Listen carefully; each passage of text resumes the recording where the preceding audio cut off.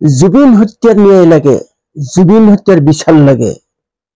অসমবাসী আজি ৰৈ আছে জুবিন হত্যাকাৰীক ফাঁচি দিয়ক, জুবিন হত্যাকাৰী যাৱজ্জীৱন জেলক দিয়ক, মইতো জুবিন হত্যাকাৰীক ৰাইজৰ হাতত গতাই দিয়ক।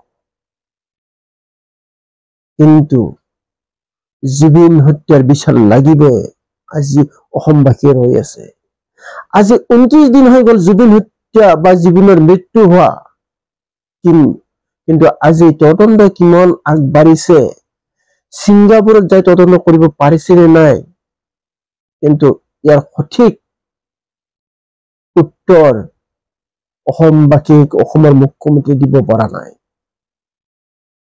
তেওঁ দিবা নোৱাৰাৰ এটা কাৰণ থাকিব পাৰে, তেওঁৰ দুৰ্বলতা আছে, তেওঁ কোনটো পাকত নহয় কোনোবা পাকত হয়তো জড়িত আছে, যাৰ বাবে তেওঁ আজি আমি গাফিলতি কৰা দেখা পাইছো। জুবিন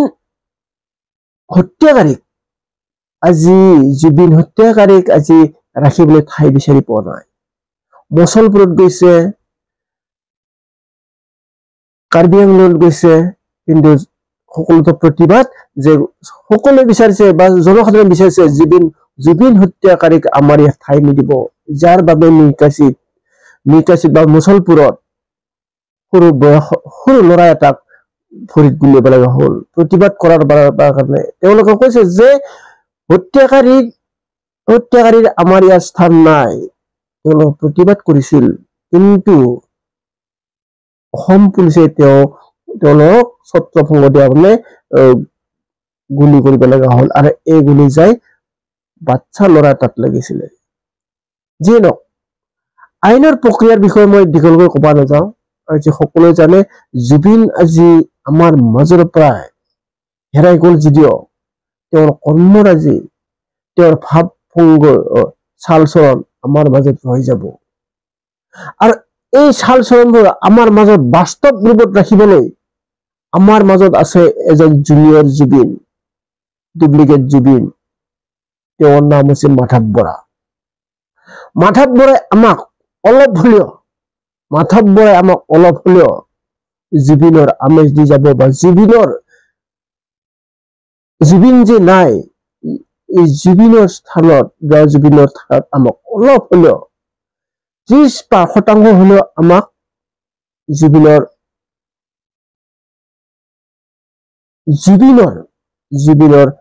স্থিতিটো আমাৰ মাজত আনি দিব। যেন মাধৱ বৰা ডুপ্লিকেট বা 2 নম্বৰ মাধৱ বৰা, জুনিয়ৰ মাধৱ বৰাই এটা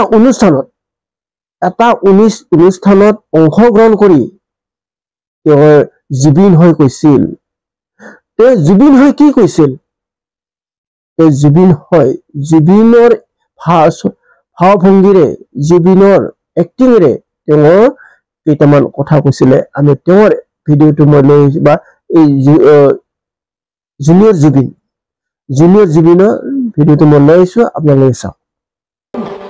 সলাব পাৰো, আৰু যদি আমি ন্যায় নাপাওঁ জুবিনদাৰ, আমি তাইক সলাই দিম আকৌ। চিধা কথা, আমাক যদি জেং কৰে আমিও জেং কৰিম, চিধা কথা, ঘেণ্টাও কথা নকৰোঁ। এইটো কি বস্তু? ঘেণ্টা।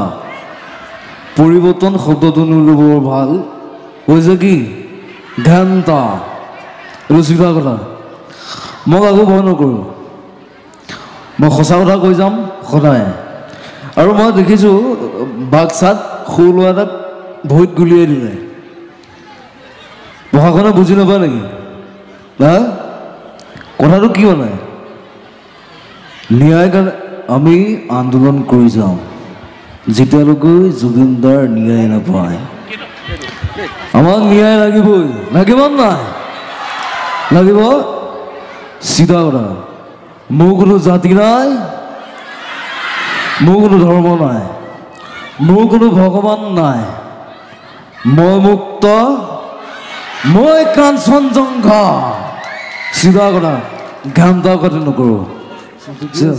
আৰু মই আহিছোঁ ইয়াত, আৰু মোক মাতিছে আৰু মই নিউজ চিউজ চাই আছোঁ যে কোনোবাই গুলি খাইছে কিবা কৈছে অসমৰ মুখ্যমন্ত্ৰীয়ে কি বুজি নাপায় নেকি অসমৰ মুখ্যমন্ত্ৰীয়ে কি বুজি নাপায় নেকি হা ইমান দেৰি কেলৈ লাগিছে আইনৰ কাৰণে কেলৈ লাগিছে আন্দোলন কৰিম যেতিয়ালৈকে ন্যায় নাপাওঁ আমি ৰাজপথত ওলাই আহিম চিধা কথা মই বেছি কথা নকওঁ আজি আৰু মোৰ দেহাটো অসুস্থ মাহঁতে চেলাইন লৈ আহিছোঁ বেজি লৈ আহিছোঁ সলো আহিছোঁ উকিলে মাতাৰ কাৰণে উকিলক বহুত বহুত ধন্যবাদ দিছোঁ ইয়ালৈ মোৰ মাতাৰ বাবে thank you love you all চবেই ভাল থাকক থেংক ইউ